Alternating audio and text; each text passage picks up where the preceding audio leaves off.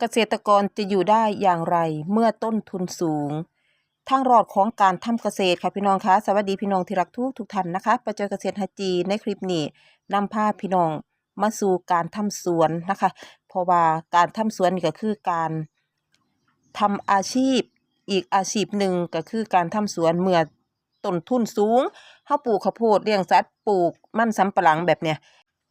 ต้นทุนมันสูงค่ะพี่น้องคะในคลิปนี้ฟังให้จบก่อนนะคะว่าป้าจอยจะอธิบายให้พี่น้องของเฮา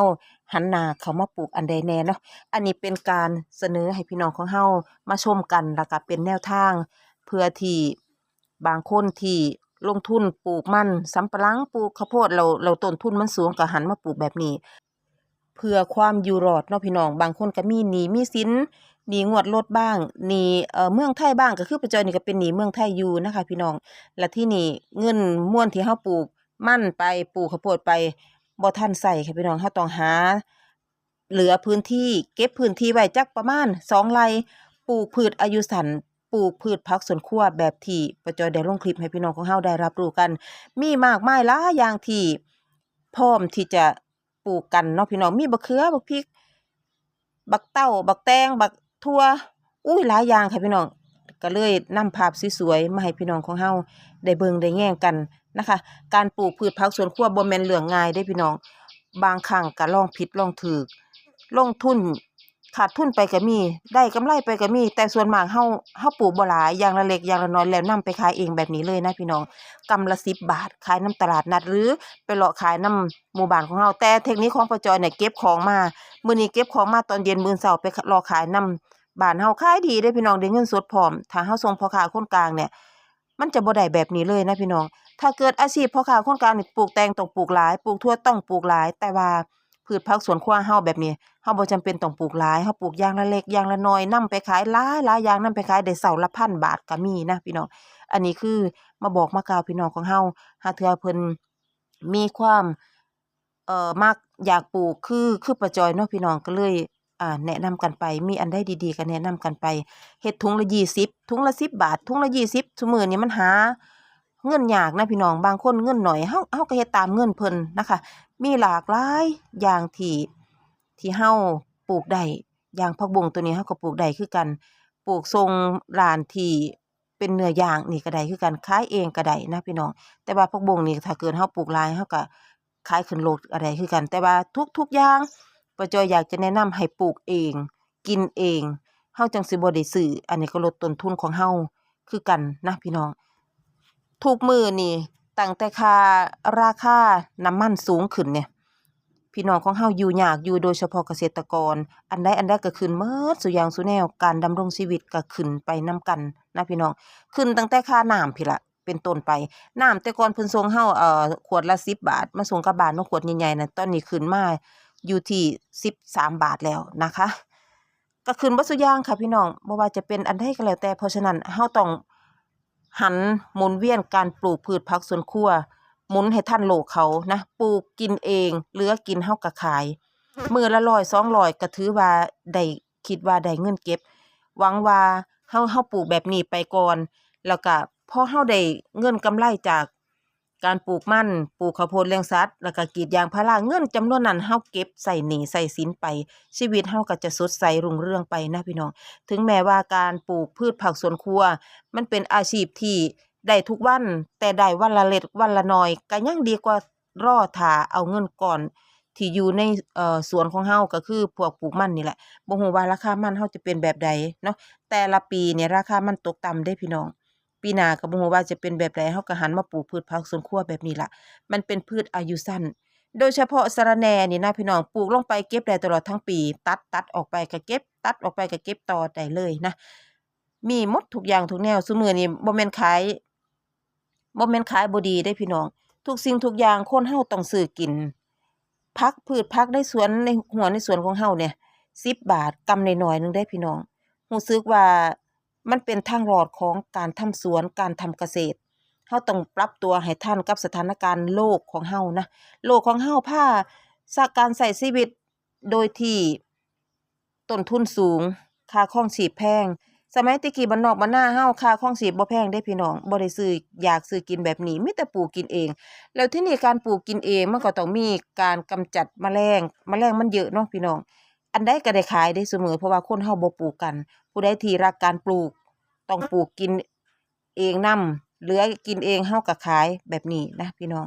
แบบนี้ล่ะที่ป้าจ้อยได้นำเสนอให้พี่น้องๆของเฮาได้ศึกษาหาความรู้เพื่อเป็นแนวทางของเฮานะคะสำหรับทั่วปีที่เห็นอยู่นี่ก็คือเฮาต้องปลูกช่วงหลังเกี่ยวข้าวมันจังจะเป็นหน่วยนะพี่น้องถ้าเกิดปลูกช่วงหน้าฝนเนี่ยมันจะเป็นแต่เครือออกมานะพี่น้องการที่เฮาดำรงชีวิตอยู่บ้านนอกคอกนาของเฮาเนี่ยบ่แม่นว่าต้นทุนบ่สูงเด้สูงคือกันค่ะพี่น้องซื้อหมดทุกอย่างทุกแนวคือกันเลยเพียงแต่ว่าทางเฮาเนี่ยจะอยู่สุขสบายก็คือเป็นนายของตัวเองเฮาอยากพักผ่อนยามใดเฮาก็พักผ่อนอยากไปไสเฮาก็ได้ไปแต่ว่าขอให้เวียกงานในหัวในสวนเฮาแล้วซะก่อนเนาะพี่น้องนี่ล่ะเทคนิคของป้าจ้อยก่อนจะนำไปขายเฮาก็มากรอกใส่ถุงแบบนี้ถุงละ20 บาทเด้พี่น้องมื้อหนึงตกไปเป็นพันเลยก็มีบางมื้อที่ของน้อยๆนะได้อยู่บ่ต่ำกว่า300แล้วนะคะเฮาขายแบบนี้รู้สึกว่ามันดีขึ้นนะพี่น้องปลูกมะเขือจักประมาณ100ต้นพริกก็ประมาณ100ต้นแตงกวาอีกแตงกวานี่เป็นพืชอายุสั้นเด้พี่น้องแต่ว่าพริกกับมะเขือนี่เก็บได้ตลอดทั้งปีนะคะอย่างละเล็กอย่างละน้อยนี่รู้สึกว่าทำเงินครอบครัวของเฮาอยู่เด้บางคนก็ได้เดือนละหลายๆหมื่นอยู่ค่ะพี่น้อง4-5หมื่นก็ได้อยู่นะคะแต่ว่าเฮาต้องปลูกเสริมไปเรื่อยๆถ้าเกิดว่าพี่น้องของเฮาปลูกหม้องนี้เสร็จสรรพเรียบร้อยเอาไปปลูกไสอีกเพราะว่าดินเฮาปลูกเก่าบ่ได้ปลูกได้คือกันนะพี่น้องแต่ว่าเฮาต้องมีการปรับสภาพดินการปรับสภาพดินก็คือเวลาเฮากู้พืชผักของเฮาออกเนี่ยให้เฮาไถแล้วก็เอาปูนขาวน่ะพี่น้องปูนขาวมาวานโรยกลบด้านหน้าปูนขาวนี่รู้สึกว่ากระสอบละ50 บาทเด้บ่แพงเด้พี่น้องหรือบ่ฮู้ว่าตอนนี้ราคาหลายปานใดบ่ฮู้คือกันเพราะว่าป้าจ้อยซื้อมาไว้ตั้งแต่ปีกายนี่กระสอบละ50 บาทแค่นั้นเองบ่แพงเด้สำหรับปูนขาวเนาะตัวนี้เป็นพืชอายุสั้นนะคะทุกอย่างที่ถ่ายทอดให้พี่น้องของเฮาเนี่ยเป็นพืชอายุสั้นทั้งนั้นเลยนะคะเฮาหาปลูกสิ่งที่เฮากินทุกวันพี่น้องคนอื่นของเฮาเนี่ยก็ต้องกินคือเฮาทุกวันคือกันนี่ล่ะให้เฮาเลือกปลูกอันใดที่เฮาคิดว่าเฮาซื้อบ่อยๆซื้อดู๋ก็คือพวกมะเขือเทศพวกอันใดก็แล้วแต่ที่สามารถรับประทานได้นำมาปลูกกันนะคะสำหรับการปลูกเนาะพี่น้องช่วงนี้เป็นช่วงเดือนพฤษภาคมนี่เป็นฝนแรกของปีปลูกช่วงนี้จะทำให้ผลผลิตของเฮาออกง่ายดูแลง่ายนะคะถ้าเกิดว่าผู้ใดบ่มีแหล่งน้ำกั้นใจปลูกแล้วก็กั้นใจเจาะน้ำบาดาลบ่อหนึ่งประมาณ 30,000 บาทฮดได้ตลอดทั้งปีนะคะลงทุนอยู่ประมาณ 6-7 หมื่นครั้งแรกนะการเจาะน้ำก็การเดินท่อ PVC ต้องถ้ามีแหล่งน้ำเจาะแบบนี้ต้องเหลือพื้นดินไว้สักประมาณ3 ไร่นะพี่น้องปลูกหมุนเวียนกันอยู่นี่แหละรู้สึกว่าจะดีมากๆเลยส่วนมากจะปลูกเป็นผักกระจ่อนก็มีนะพี่น้องผักกระจ่อนบ้างแตงกวาบ้างอุ้ยได้เงินค่ะพี่น้องมื้อละ2-300ก็ได้เงินพริกเฮาคือกันนี่ป้าจ้อยปลูกบ่หลายเด้ปลูกแค่3-4 แถวเท่านั้นเองก็รู้สึกว่าเก็บได้ตลอดทั้งปีเลยสำหรับพริกของเฮาบ้านนอกบ้านนาก็จะเป็นแบบนี้แหละค่ะพี่น้องคะเกษตรกรของเฮา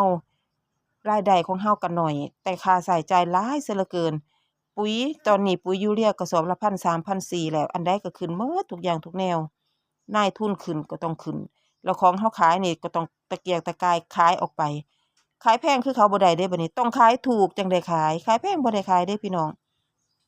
สร้างมันว่าแต่เฮาได้เงินได้ค่าครองชีพเนาะแต่ว่าก็บ่แม่นว่าสิขายถูกตลอดไปมันก็ขึ้นอยู่กับตลาดคือกันถ้าตลาดแพงสังเกตเบิ่งรถผลพ่วงนะอันใดที่มีราคาเนี่ยเพิ่นจะใส่น้อยๆเฮาก็ต้องใส่หลายกว่ารถพุ่มพวงอยู่บ้านเฮาเอิ้นรถเข็นที่ขับออกมาส่งฮอดเรือนฮอดศาลเฮานั่นแหละมีอาหารหลายๆอย่างมีผักแหน่มีผลไม้มีขนมมีเบิดซุอย่างนั่นแหละบัดทีนี้ให้เฮาไปเปรียบเทียบกันกับรถคันนั้นว่าเขาใส่หลายปานใดเฮาอย่าไปใส่คือเขาเด้ถ้าใส่คือเขาเฮาจะบ่ได้ขายเฮาต้องใส่หลายกว่าเขาแหน่นิดหนึ่งเนาะนี่ล่ะเทคนิคของการขายของเฮานะพ ราะว่ามันเป็นของเฮาบ่ได้ขายส่งพ่อค้าคนกลางถ้าขายส่งพ่อค้าคนกลางถ้าเปรียบเทียบกันแล้วแพงแต่บ่ได้ส่ำเฮาขายเองนะพี่น้องเพราะฉะนั้นเฮาอย่าไปแพงสินค้าของเฮาเขาขอแถมก็แถมไปโลดบ้านเฮาอาศัยที่ว่ามื้อนี้เขาซื้อนำเฮาเขาติดใจเฮาแถมมื้ออื่นมาเขาก็ซื้อนำเฮาคือเก่าโอเคค่ะพี่น้องคะคลิปนี้ป้าจ้อยเกษตร 5G ขอลาพี่ลาน้องไปก่อนพบกันใหม่คลิปหน้าขอบคุณและสวัสดีค่ะ